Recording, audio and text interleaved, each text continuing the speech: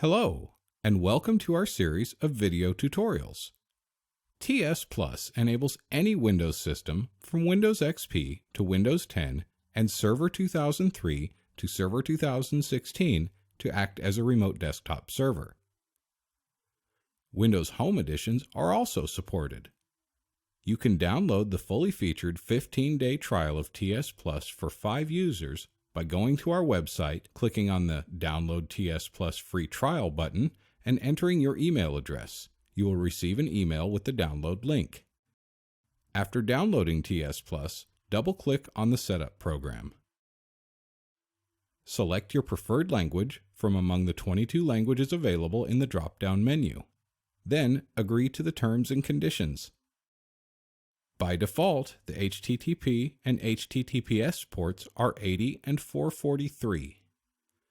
You can change the ports at any time or disable them if they are not needed.